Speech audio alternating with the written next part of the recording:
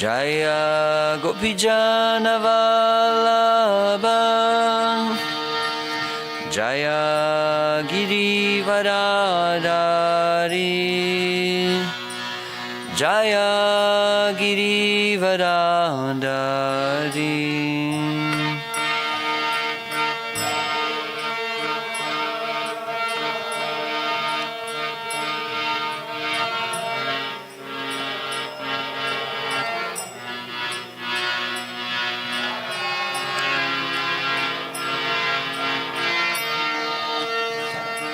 Jaya Yashodanandana Jaya Braja Janaranjana Jaya Braja Janaranjana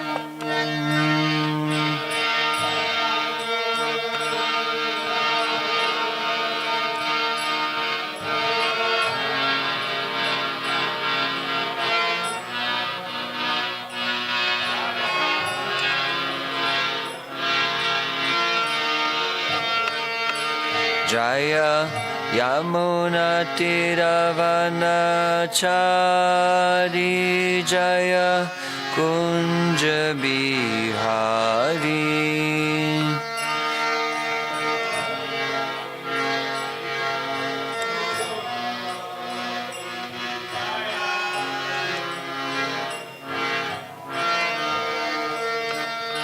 Jaya Yamuna Tiravanachari Jaya Kunja Bihari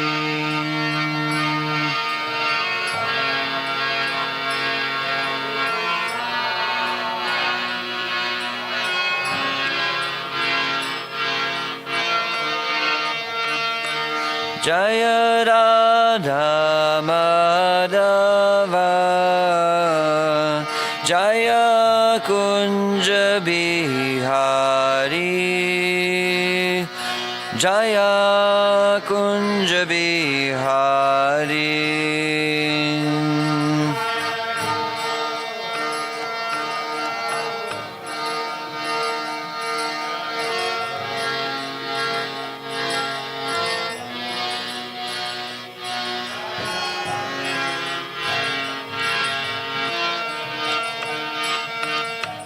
Hare Krishna, Hare Krishna, Krishna Krishna, Hare Hare, Hare Rama, Hare Rama, Rama Rama, Hare Hare.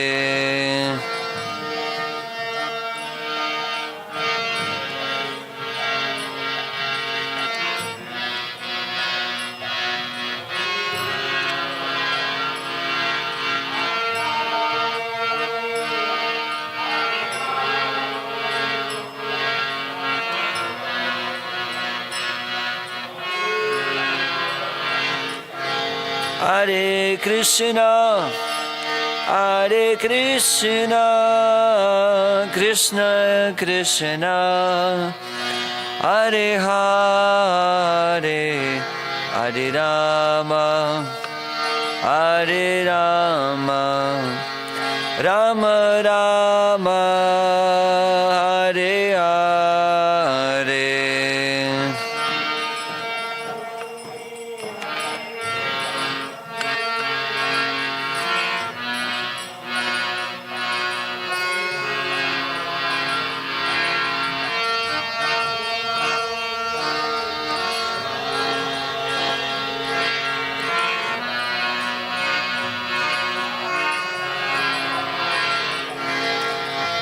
Hare Krishna, Hare Krishna, Krishna Krishna, Hare Hare, Hare Rama, Hare Rama, Rama Rama, Hare Hare.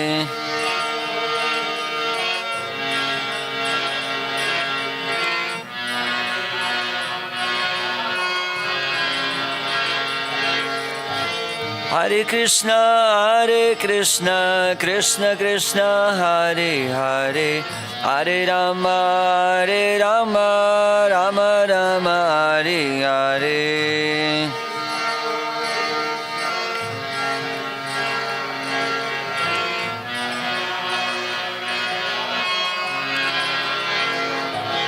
Hare Krishna, Krishna Krishna, Hare Hare, Hare Rama,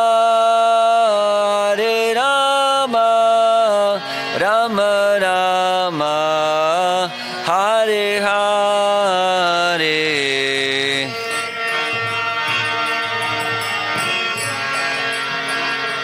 Krishna Krishna, Hare Hare.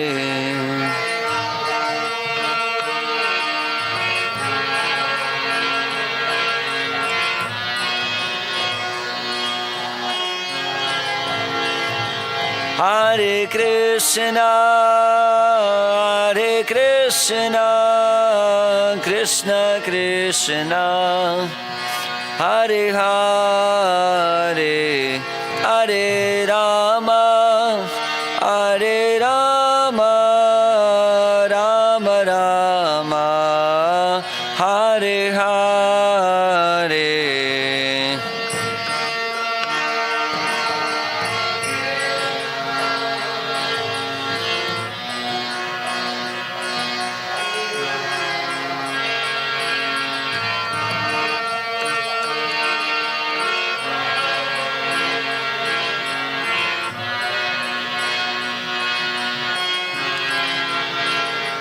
Jaya Gaura Nitai, Jaya Gaura Nitai, Jaya Gaura Nitai, Jaya Gaura Nitai.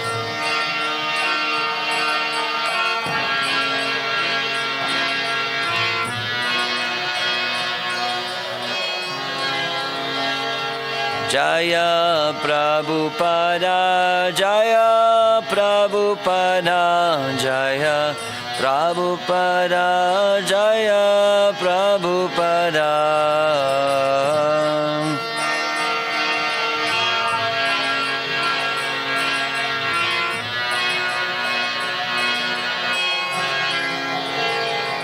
Prabhupada, Prabhupada, Prabhupada, Jaya Prabhupada.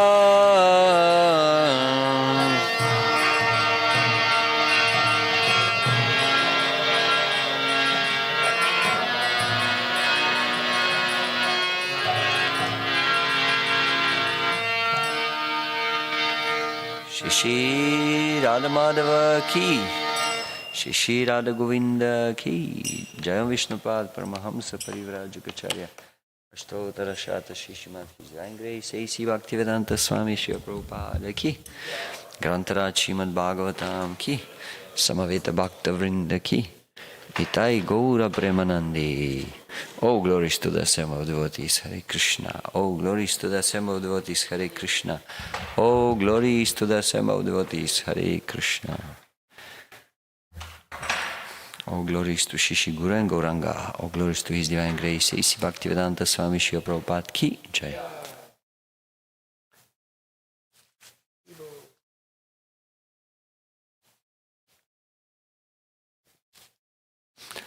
Om Namo Bhagavate Vasudevaya. Om Namo Bhagavate Vasudevaya. Om Namo Bhagavate Vasudevaya. Narayanam Namaskritya Naram Chaiva Naruttamam Devim Saraswatim Vyasam Tato Jayamudiraye. We are reading from Srimad Bhagavatam, Canto 4, Chapter 14, no, Chapter 15, verse 3. Correct?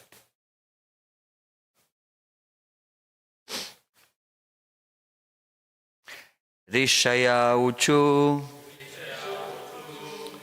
eṣa viṣṇor bhagavataḥ eṣa viṣṇor bhagavataḥ kalā bhuvana-pālinī kalā bhuvana-pālinī iyaṁ lakṣmyāḥ sambhūtiḥ iyaṁ lakṣmyāḥ sambhūtiḥ puruṣasyānapāyinī puruṣasyānapāyinī ṛṣaya ūcuḥ eṣa viṣṇor bhagavataḥ kalā bhuvana-pālinī iyaṁ lakṣmyāḥ sambhūtiḥ puruṣasyānapāyinī.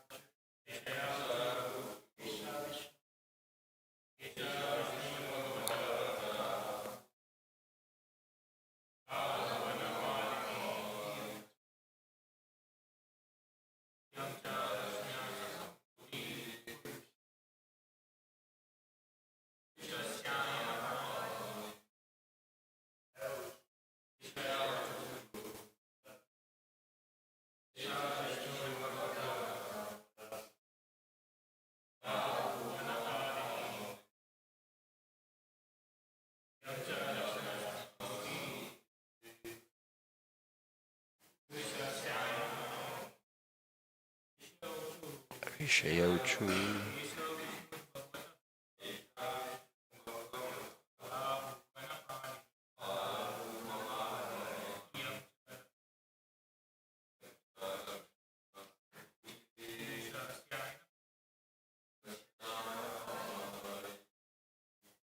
Vaishnava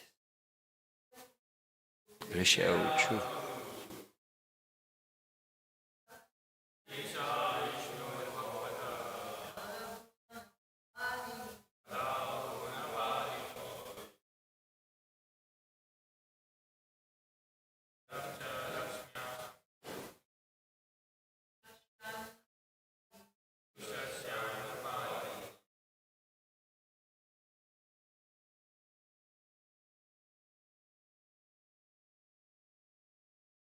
ṛṣaya ūcuḥ eṣa viṣṇor bhagavataḥ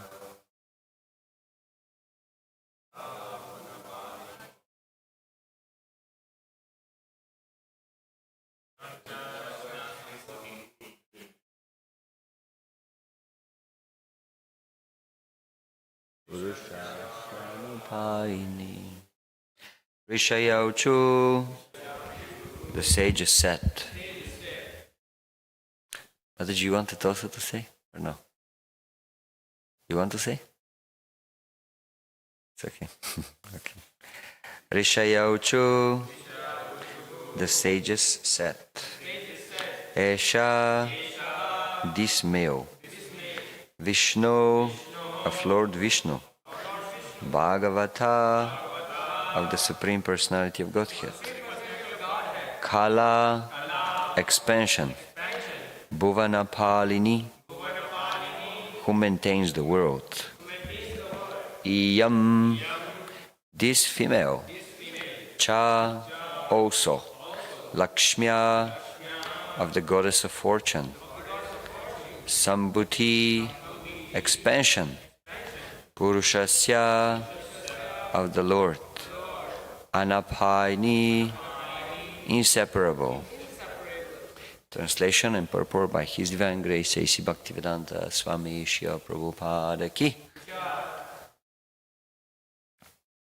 The great sages said, the male is a plenary expansion of the power of Lord Viṣṇu, who maintains the entire universe. And the female is a plenary expansion of the goddess of fortune, who is never separated from the Lord. Purport. The significance of the goddess of fortunes never being separated from the Lord is clearly mentioned here in. People in the material world are very fond of the goddess of fortune, and they want her favor in the form of riches. They should know, however, that the goddess of fortune is inseparable from Lord Viṣṇu. Materialists should understand that the goddess of fortune should be worshipped along with Lord Viṣṇu and should not be regarded separately. Materialists seeking the favor of the goddess of fortune must worship Lord Viṣṇu and Lakṣmi together to maintain material opulence. If a materialist follows the policy of Ravana, who wanted to separate Sita from Lord Ramachandra, the progress of separation will vanquish him. Those who are very rich and have taken favor of the goddess of fortune in this world must engage their money in the service of the Lord. In this way, they can continue in their opulent position without disturbance. One more time the verse. The great sages said, the male is a plenary expansion of the power of Lord Viṣṇu, who maintains the entire universe, and the female is a plenary expansion of the goddess of fortune, who is never separated from the Lord. Magyānātimirandasya gyananjana shalakaya chakshurunmilitam yena tasmai shri gurave namaha. Namo Viṣṇupadāya Krishna Prasthaya Bhutale Śrimate Kadamba Swami Nityanamine. Namo Viṣṇupadāya Krishna Prasthaya Bhutale Śrimate Bhaktivedanta Swami Nityanamine. Namaste Saraswati Deve Gauravani Pracharine Nirvishesha Shunyavadi Paschatya Deshatarine. Jai Shri Krishna Chaitanya Prabhu Nityananda Shri Advaita Gadadhar Shivasadi Gaura Bhakta Vrinda. Hare Krishna, Krishna Krishna, Hare Hare, Hare Rama, Rama Rama, Hare Hare.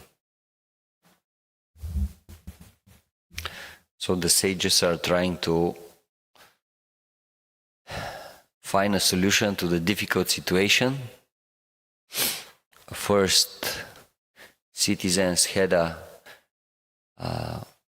strong king but bad king, which was kind of a solution, but not really. And then there was no king at all, which was in a sense even worse, because all kinds of destructive elements started roaming around and disturbing the people and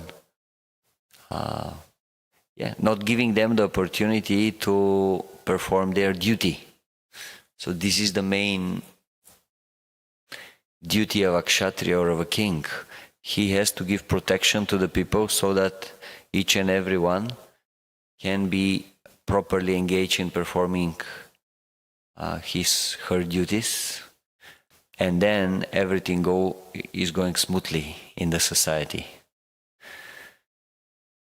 So here the sages, they were thinking what can be the solution of the problem, and they were deliberating. Actually, the lineage of this King Viṣṇu is pure. These were powerful kings, powerful protector of Dharma. But he has also this bad part of his blood coming from the side of his mother, which was? Who was the mother of King Viṣṇu?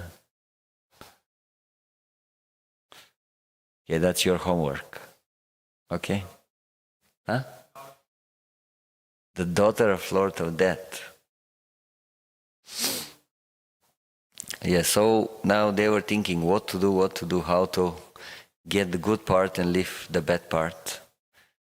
And here you go, by some special powers, with a special art, they managed to churn the body of Prithu Maharaj. First they got rid of the bad elements in the body, and then with the rest they created these two amazing personalities. And just by seeing them, how they look like, they could immediately understand, oh, these are expansions of Krishna, of Viṣṇu, and his eternal consort, Lakshmi Devi. I was reading this verse and I was thinking, actually, to some extent our spiritual life is something like that. Because by nature we are pure souls, so we are good. But we also got some bad influence by associating with the modes of material nature from the time immemorial. And now it's difficult to practice spiritual life. Why difficult? Because there are constant struggles and constant challenges. What is your challenge? Everyone has a challenge. The mind maybe is the biggest challenge, but so many other challenges. Challenges with your sadhana, challenges with controlling the senses, not overeating, challenges with regulation, challenges with the phone, challenges with the devotees, or sometimes with the partner in life. So many challenges. And often it's difficult actually to practice seriously, without deviation. Ahaitukya pratihata. We know bhakti can satisfy the soul completely. The soul does not need anything else than bhakti. But when this bhakti is not fixed, is not uninterrupted and unconditioned, then cannot give complete happiness, complete pleasure to the soul. So the process of bhakti is something like, it can be compared with something like what the sages did. First they got rid of the bad elements, and then with the rest they created something very nice and beautiful. So in the beginning of our bhakti, of our devotional service, we have to get rid of the bad elements, our bad habits, our bad inclinations, because there will be stumbling blocks in our practice. And because of that, we will not be able to experience the joy, the nectar, the happiness of the simple but sublime practice of bhakti yoga. And once these things are removed, then something very beautiful will appear. But in the beginning it's a little bit difficult. His Holiness Kadamba Kanana Maharaj, he would give interesting example. He would say that our material comfortable life is like a small oasis in the desert. And it's not the best place to be, but we create somewhat comfortable situation there, and we feel good. And we are thinking, oh, actually it's not so bad here, in the material world. After all, I have my few drops of water every day, and I have a palm tree to stay just to hide myself from the scorching sun, and I'm surviving somehow. It's not so bad. Actually, it's pretty good. I'm happy. And then one day, a special personality is coming, a sadhu, and he says, why you are suffering so much in this place? You think there is happiness, but there is no real happiness here. You know, I'm coming from the Greenland, from the place where everything is green, when there is so much water, there is so much food, so many fruits. Come with me and you enjoy life. Why you have to eat here every day few dry dates, where you can have abundance of so much variety of food and taste? So he's speaking, and then we become convinced about this idea. Okay, I believe there is another place which are actually better than this and can give me opportunity for much more happiness. But then, in order to reach this place, you have to leave your comfortable oasis. And you have to travel for a long time in the desert. And in the desert, there will be no the opportunities that you had in your previous situation. But if you want to reach there, you have to take this opportunity. So we have to try, we have to do it actually. We have to leave behind the things that we think will bring us happiness. And for some time it will be difficult, for some time it will be unpleasant. But if we are ready to take this, if we are ready to do it, soon we will see the Greenland in front of us. Some other spiritual personalities from other traditions, they compare this going through the desert as the dark night of the soul. Because the soul is used to always get happiness, and now we are getting it from this reflected image of the material sense gratification. But now to learn again, to get the real happiness from the real existence, we have to give up this. And this is a difficult period for every spiritual practitioner. It doesn't matter from which tradition he comes. He has to go through this difficult moment of giving up your bad habits, your bad inclinations, and fixing yourself in the spiritual process, and then the nectar will start flowing. So here Srila Prabhupada is speaking in the purport about Lakshmi being always inseparable from Lord Viṣṇu. And we know this is a fact. Many people, they want to have Lakshmi, but they don't want to serve Viṣṇu. And Srila Prabhupada gives the example, one of the famous examples from the Vedic literature, Ravana. Ravana, he tried to kidnap Sita Devi and has Sita Devi only for himself. And in a sense, this is what all of us, we are trying to do in this material world. That's why we can be compared with the small Ravanas.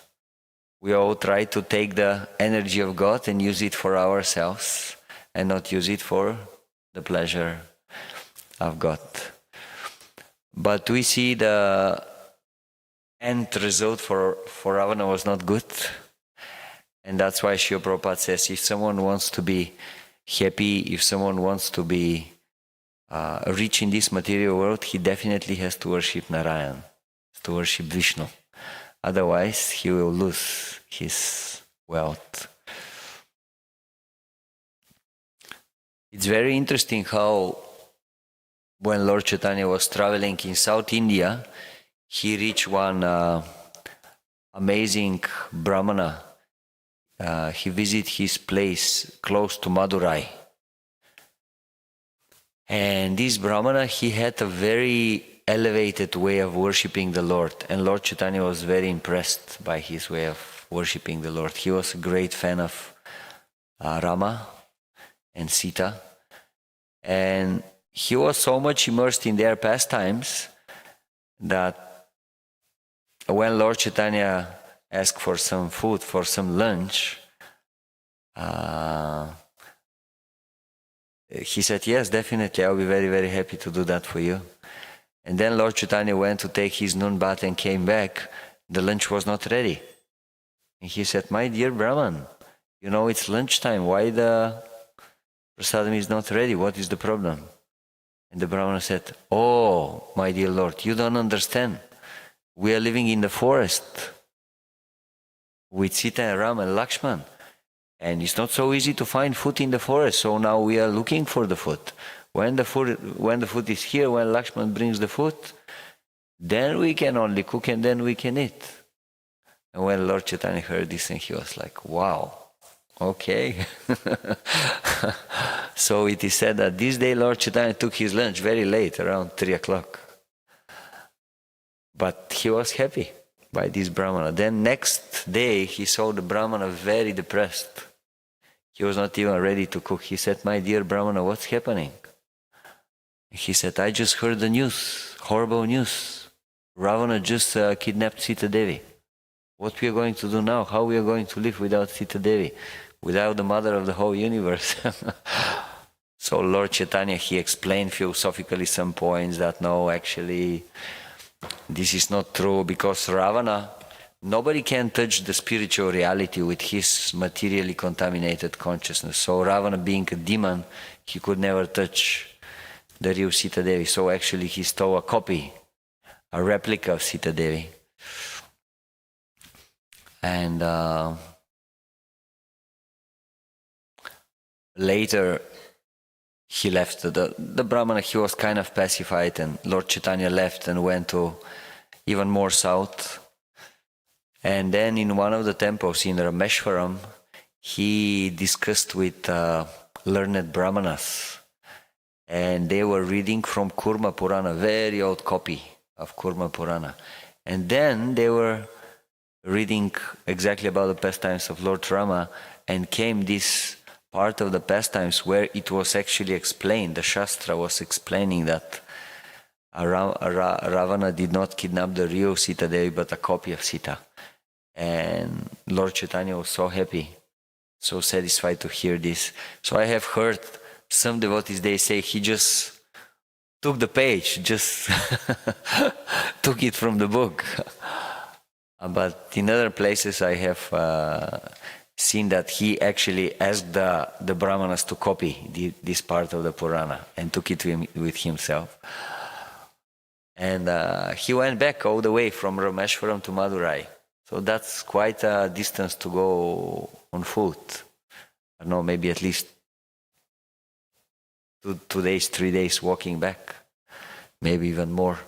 So he went all the way back just to give this proof to the Brahmana that actually Sita Devi is safe and he is just a replica of Sita Devi. And when the Brahmana got this part of Kurma Purana, he was so happy, so satisfied.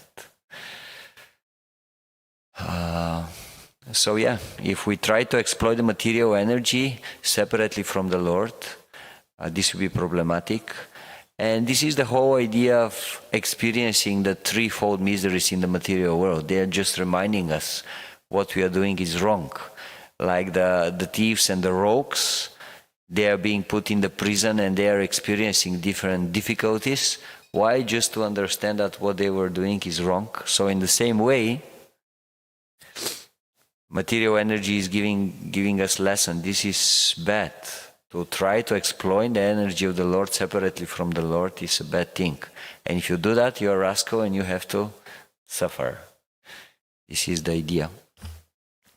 Srila Prabhupada is saying in the purport, even if ones want to be materialists, so even if you don't want to be a devotee, if you want to be just ordinary materialist, if you really want to be rich forever, for a long time, for lifetimes, You have to worship Viṣṇu. Materialists seeking the favor of the goddess of fortune must worship Viṣṇu and Lakshmi together to maintain material opulence. Those who are very rich and have taken favor of the goddess of fortune in this world must engage their money in the service of the Lord. In this way, they can continue in their opulent position without disturbance. So this is one way to serve Krishna. If we have some material assets, if we have money, we can engage those money in service of Krishna. And this is good because in one purport of Bhagavad Gita, Srila Prabhupada is mentioning that every mission to be developed, certain things are needed. One of them is money. So to preach, you require some finances. And if someone is ready to give his hard-earned money for spreading of Krishna consciousness, this is glorious. And this will be definitely success for him in his life. However, this morning I was listening to a class of Srila Prabhupada, I don't know by chance or by the arrangement of the Providence. It's this famous class where Srila Prabhupada is saying how, he's explaining how Yudhishthira Maharaj is asking indirectly Krishna. He's saying how it is that we are serving you and we are completely surrendered to you. And we are going through so many material difficulties and problems. I mean, we lost our kingdom, we lost our wife, almost. We were in a situation that they wanted to put the house where we are living in fire. So many difficulties all the time, and we are completely surrendered unto you. I don't understand why this is happening. And then Krishna is answering with this famous verse from Bhagavatam, Yasyaham anugrihhnami harishyataddanam shani. If I especially favor someone, then gradually I'm taking away his material opulences. And Srila Prabhupada says, yes, this is the real blessing of the Lord. And then he says, I don't want to relate this, but actually I have experienced it myself. It is a fact, and all the devotees, they start laughing. And then Srila Prabhupada actually, he tells a little bit. He says, when I met my Guru Maharaj, I had a different idea. I wanted to become a very rich man, and then with the money to spread Krishna consciousness. And actually, one astrologer told me, yes, you have a very good chances. He told me I could become rich as Birla. But then everything was dismantled. Krishna didn't want this to happen. And only then I became completely surrendered to the mission of my Guru Maharaj. So this is one way to serve Krishna. If we have opulence, if we have money, if we have possessions, yes, everything we can use for the service of Krishna. Like Bhaktivinoda Thakur is singing, Manasa deho geho yokichu morar pilutva pade o Nanda Kishore. Whatever I have, my mind is yours, my family is yours, my house, everything is yours. Everything I'm offering at your lotus feet, my dear Krishna.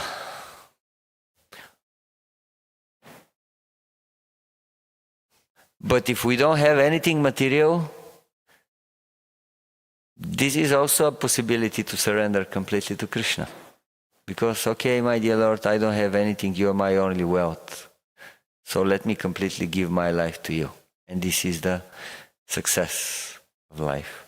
So in both cases, if we have Lakshmi, or we don't have Lakshmi, if we serve Narayan, Lakshmi will be there 100%. Like in the case of Srila Prabhupada, apparently he didn't have anything. He came in the West without anything, without any money. But then Krishna gave him so much. Why? Because he was ready to use anything and everything in service of Krishna. So this is an important point that Srila Prabhupada is addressing in a purport. I wanted to talk also a little bit about the incarnations of the Lord. So here Prithu Maharaj is appearing, and we know that Prithu Maharaj, he is especially empowered incarnation with the ruling potency of the Lord. Different incarnations, they are empowered with different potencies of the Lord to perform different tasks, different duties, according to the time, place and circumstances. Still, Krishna, he is the origin of everything, the origin of all incarnations, and he has all those potencies in himself. This is what Srila Prabhupada is explaining. And here in this verse, Prithu Maharaj is described with the word kalā. Where is the verse? Yes. Esha viṣṇor bhagavataḥ. So this Lord Viṣṇu, kalā bhuvana-pālinī. So he is kalā, and Srila Prabhupada translate kalā as expansion. We have different kinds of expansions. And I want to go to a famous verse. Actually, the most famous verse from the whole Bhagavatam. Which one is that? Maybe you can help me. Which is the most famous verse from the whole Bhagavatam?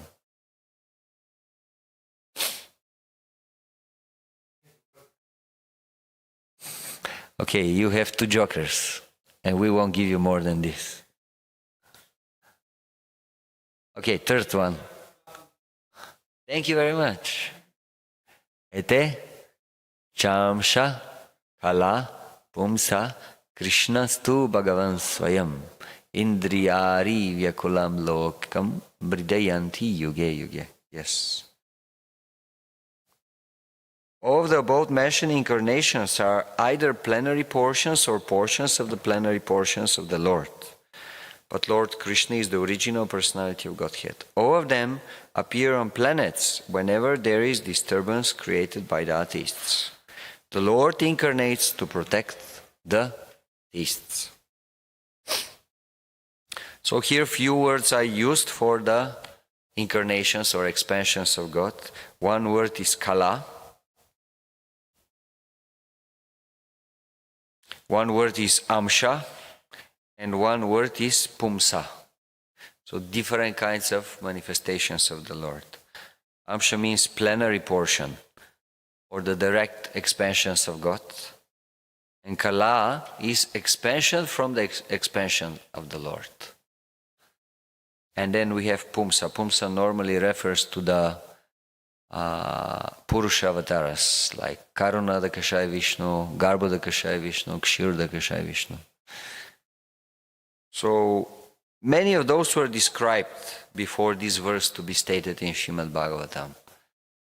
Long list of different incarnations of the Lord. And then Sutta Goswami is saying, yes, some of those incarnations are direct expansions of the Lord, some are expansion of the Lord, and some are the puruṣavatāras, different categories of expansions. But Krishna, he is not an expansion. He is the origin of all other expansions. He is the source.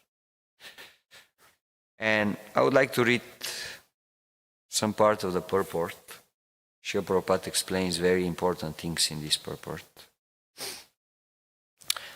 Avatara means one who descends. All the incarnations of the Lord, including the Lord himself, descend to the different planets of the material world, as also in different species of life, to fulfill particular missions. So the Lord appears in a different planets, in a different universes, and also in a different species of life. Sometimes he comes himself, and sometimes his different plenary portions or parts of the plenary portions. or his differentiated portions directly or indirectly empowered by him, descend to this material world to execute certain specific functions. Originally, the Lord is full of all opulences, all prowess, all fame, all beauty, all knowledge, and all renunciation.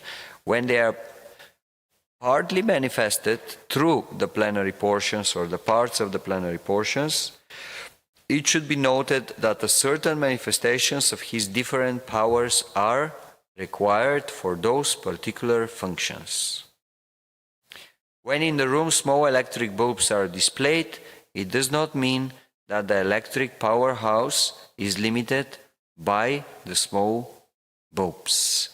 So that's a very nice example Srila Prabhupada is giving.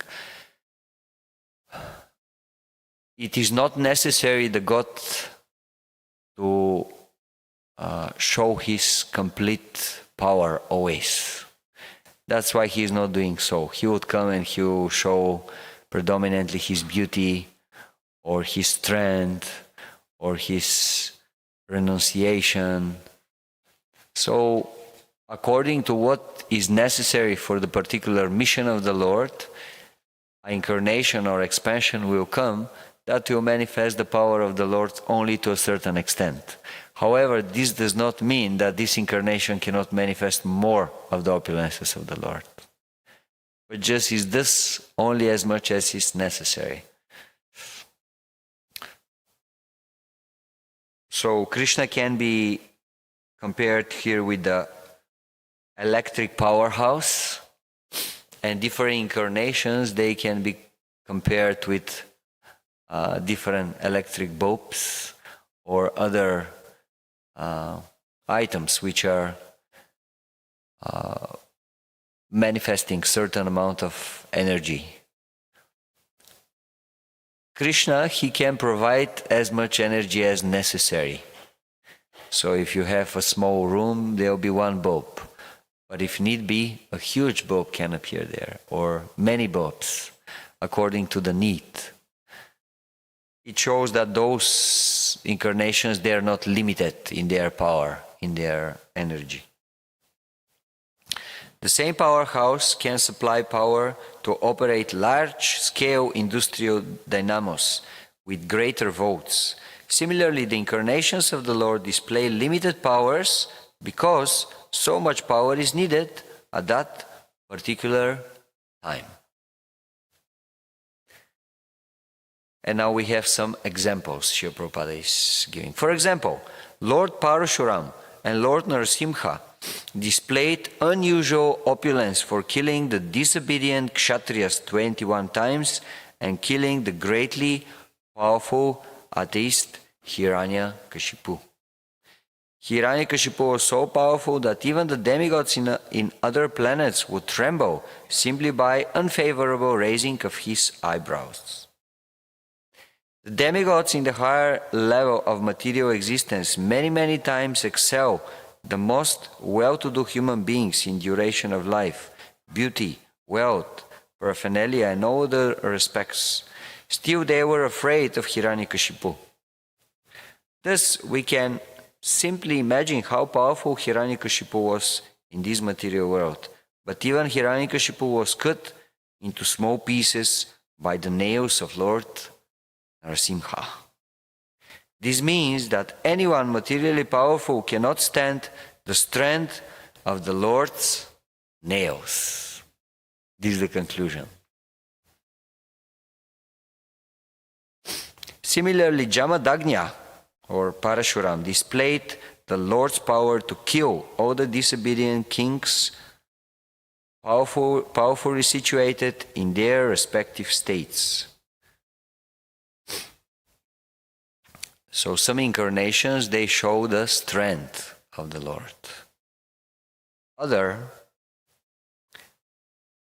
The Lord's empowered incarnation Narada and plenary incarnation Varaha, as well as indirectly empowered Lord Buddha, created faith in the mass of the people.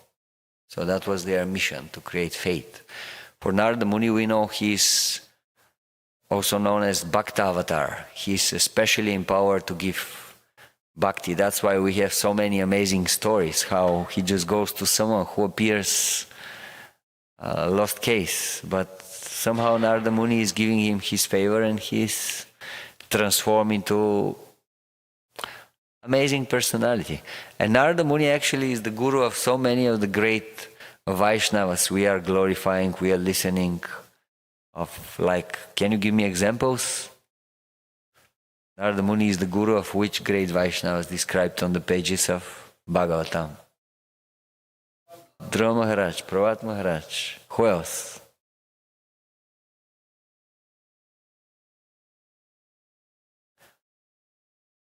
Yeah, because he gave transcendental knowledge to Chitraketu. Yes. Who else? 4 canto, the sons of Daksha. Yes, Prachetas. Who preached to them? Narada Muni, again. Yes, the sons of Daksha. Twice, actually. That's why the second time Narada Muni was cursed. What's his curse? He cannot stay in one place for too long time. I think more than 3 days. But this curse does not work in the Holy Dham. In the Holy Dham you can stay as much as you like.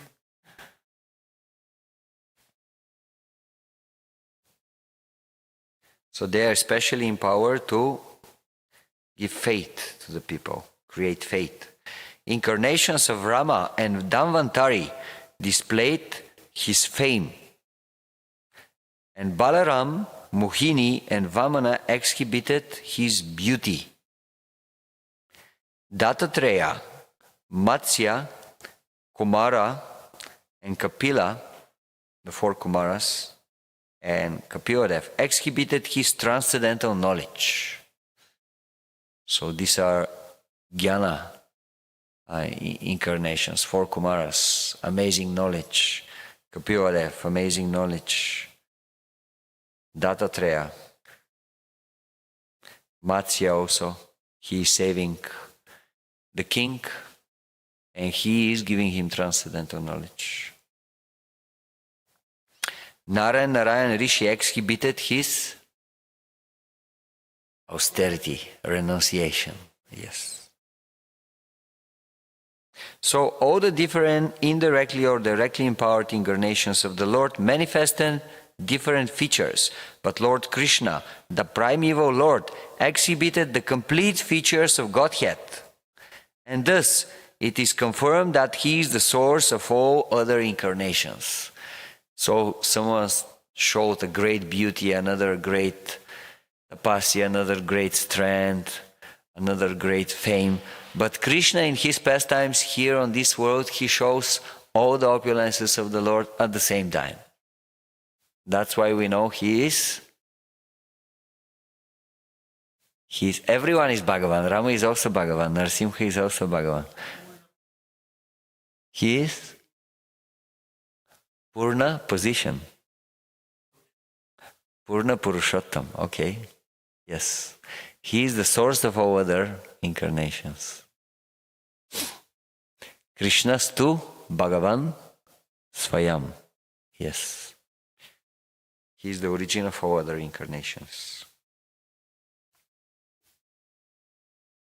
And we can give examples also. Krishna was definitely super attractive from his beauty. He showed his power by lifting Govardhan hill and fighting all the demigods and winning over without any problem.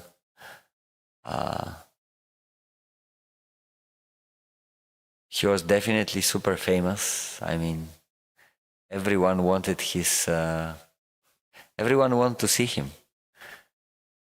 When Krishna and Balaram are leaving Vrindavan and going to Mathura, and the first thing they want to do in Mathura is just go on a tour, just roam around the city and just observe the city, Mathura, beautiful city. And where the news are spreading that Krishna and Balaram are in the city and they're walking around, people, they become mad. They just forget about their duties, about their job, and they immediately go on the street to see Krishna and Balaram. The ladies, if they are eating, they stop eating and run on the roofs. Other ones, they are dressing, they don't dress properly, they don't have the patience to dress, they just run on the roof. Some other ladies, they are taking care for their kids, feeding their kids, they stop feeding the kids and just run on the roof. So famous. Everyone wants to see Krishna. Everyone wants to reciprocate with Krishna. So like that, Krishna is manifesting in his pastimes all the opulences in full.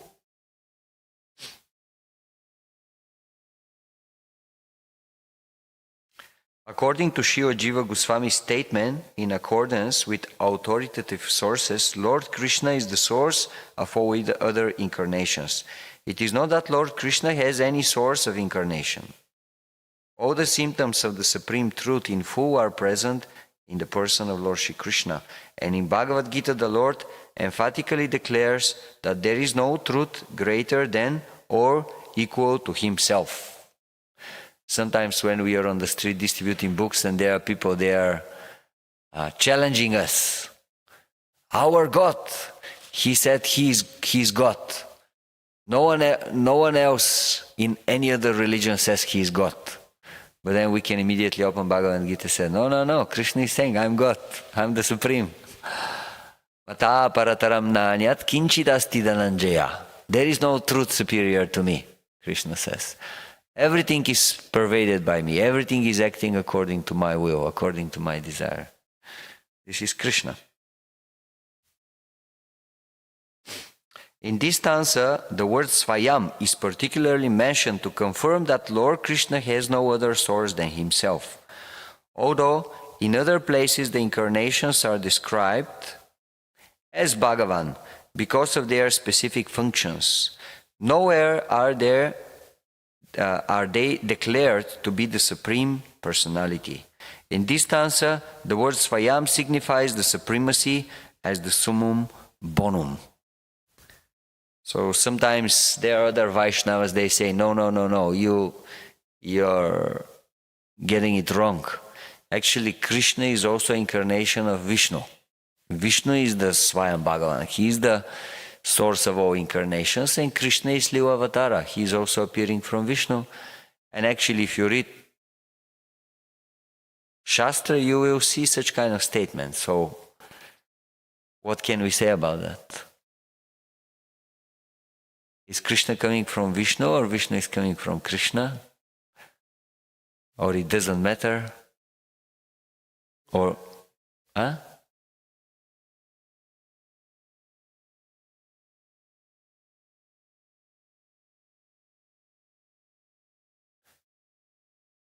Viṣṇu is,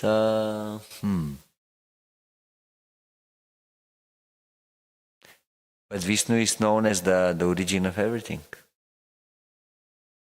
Everywhere. No? You don't agree with this? Can you give me some reference?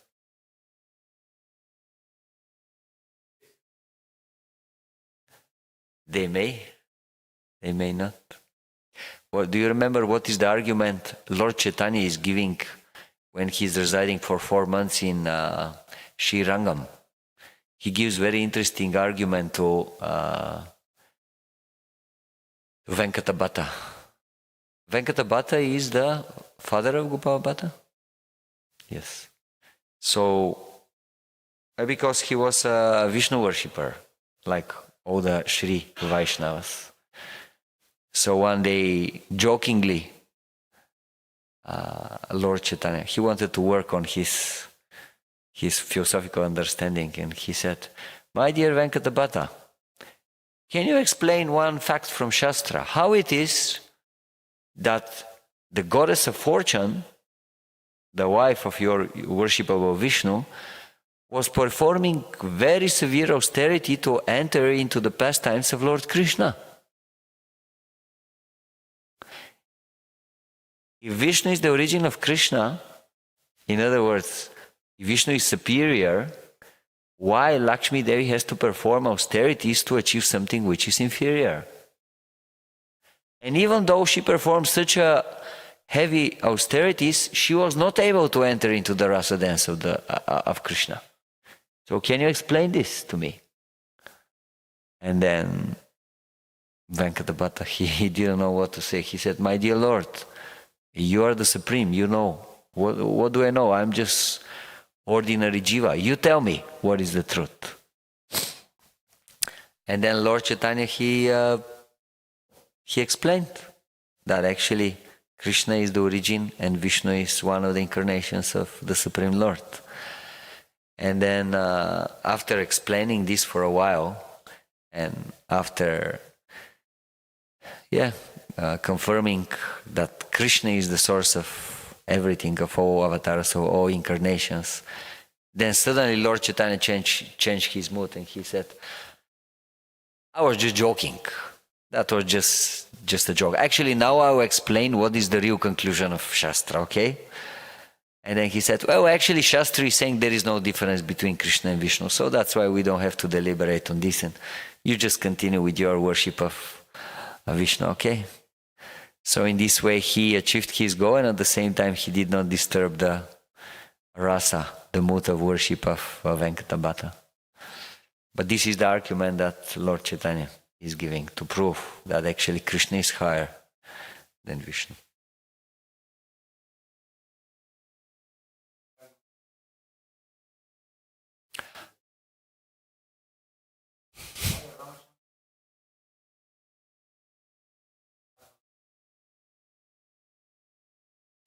Another argument, this is stated in Bhagavataḥ by Rupa Goswami. Another argument is that only Krishna can give liberations to the demons. No other incarnation, even Rama, Narasimha, Varaha. And the proof given there is that Jaya and Vijaya, when they came in the material world, as Hiranyakashipu and Hiranyaksha, they were killed by Narasimhadev. But they didn't go back to the spiritual world. Then they were killed by Rama. Again, they didn't go to the spiritual world. Only when they were killed by Krishna, they achieved liberation. They went back to their original position in the spiritual world. Yes, this is the statement of Lagu Bhagavatamrita.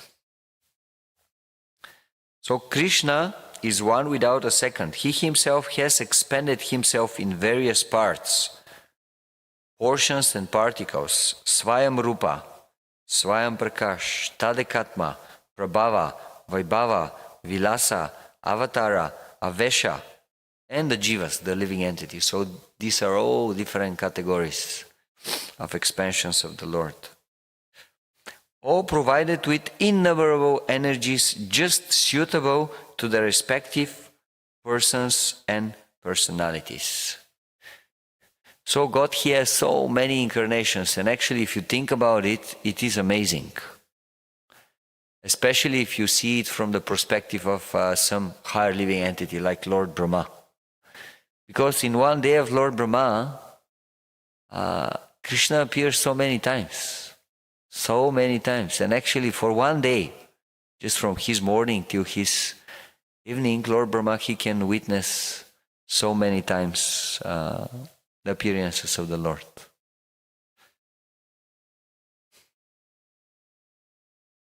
So yeah, Krishna, he has so many different incarnations, and Krishna shows 100% of his power. Viṣṇu can show only 93% of the qualities of Krishna in fullness, and Shiva only 84%, and the living entities only 78%. And Srila Prabhupada is explaining that perfection of human life means to achieve this 78%. To qualify it so much so that you can act in this full capacity of 78%. And in this way to surrender your life to Krishna. And we have this opportunity to do that just by simple chanting of Hare Krishna, Krishna Krishna, Hare Hare, Hare Ram, Ram Ram, Hare Hare. Nothing else is required. Everything is there in this simple process given by Lord Chaitanya, who is the incarnation for this age, for this Kali Yuga. Krishna Varnam Tvisha Akrishnam Sangopangastra Parshadam Yagyai Sankirtana Prayai Yajanti Hi Sumedasaha. Those persons who are intelligent, they will worship this incarnation of God through the chanting of the holy names. In this way they will make their life successful. Hare Krishna. Thank you very much. I don't think we have to take questions because it's already 9 and 10 minutes. So with your permission, I'll just conclude and I'll start singing the prasadam prayer. Grantara Srimad Bhagavatam ki, Shri Prabhupada ki, Samaveta Bhakta Vrinda ki, Itai Gaura Premanandi.